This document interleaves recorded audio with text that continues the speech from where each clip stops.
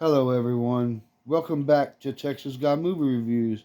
Today, I will be talking about, and spoiler alert, this is my number one favorite Godzilla movie.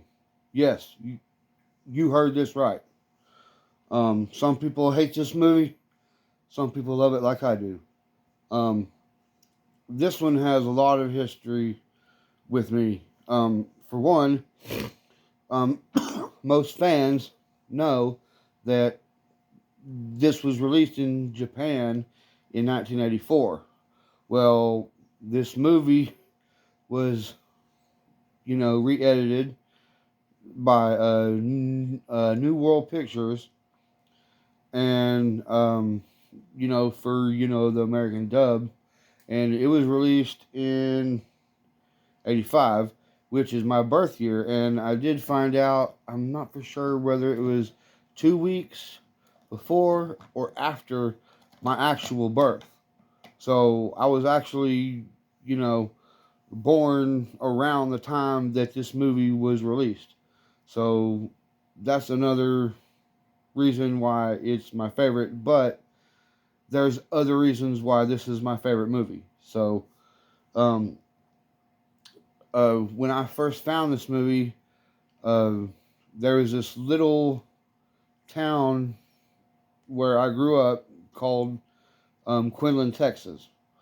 Okay, well, uh, back when rental stores were in full swing, um, we had just moved there, not long, because I moved from Dallas to Quinlan. Well, anyways, long story short, we ended up going to the only rental place in town, and I ended up seeing this movie, and for some odd reason, it was in the horror section.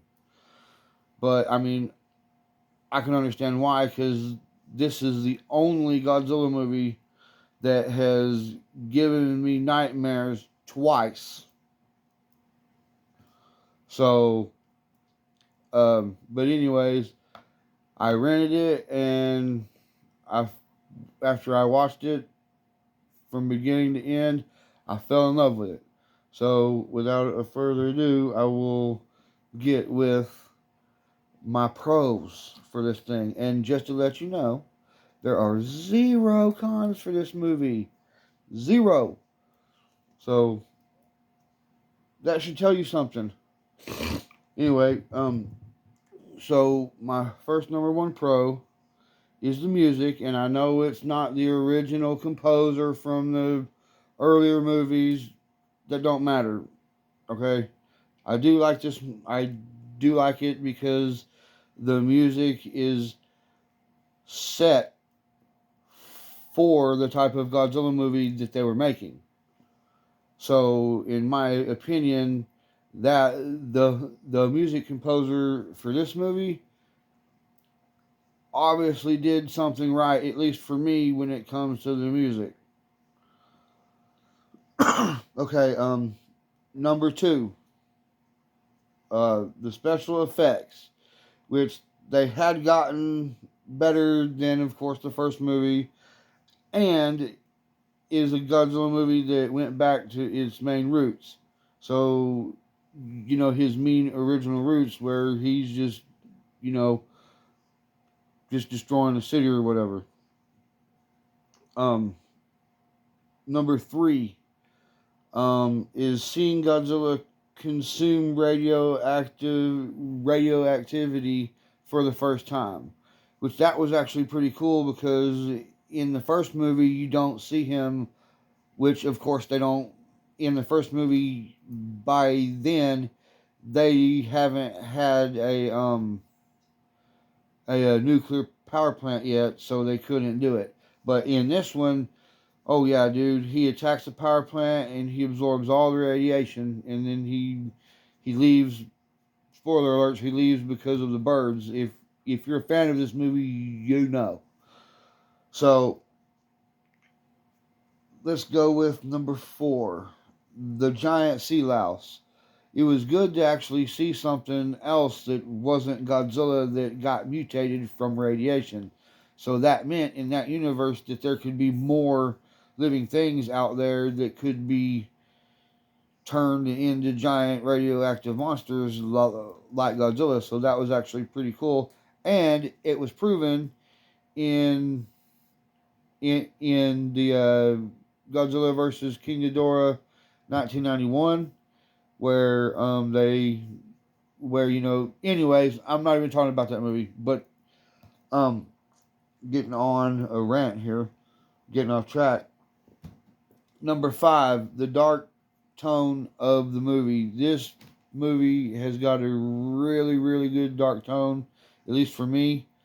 Um, I know other people would probably say, "Oh, Shin Godzilla" or -1 or whatever, but I don't care. And I know people are saying, "Oh, how can you like that one? It's got the cross-eyed or his eyes look weird."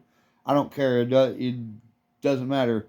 There's people who like the Godzilla suit from Son of Godzilla, so don't even go there. um, Super X versus Godzilla, number 6, the Pro. That's actually pretty cool. Like, they actually used, cadmium missiles, like what they use for certain types of spills or accidents or whatever. And so they actually managed to knock him down for a minute, but it wasn't long, as always. And my very last pro, number 7, would be the ending, which was probably like shocking to a lot of people when Godzilla fell into the volcano and they didn't know whether he was actually dead or alive. But actually, in the next movie, he comes out of the volcano in Godzilla versus Biollante. Spoiler alerts. But anyway, that's all I have for my pros for this movie. I mean, it's I don't know. I could talk good about this movie all day if I wanted, but I'm not doing that. Um, I'm going to say, however, that most people's top one. I know not all, but there's a lot of people that have the very first movie on their their number one Godzilla movie, and I understand where you're coming from. I love that movie too. It's a great movie. It really is. But this one has more nostalgia value and more sentimental value as for when I was born near the release and stuff or whatever, right? So that's the end of the episode. So if you like, please like and subscribe, and I will see y'all in the next video.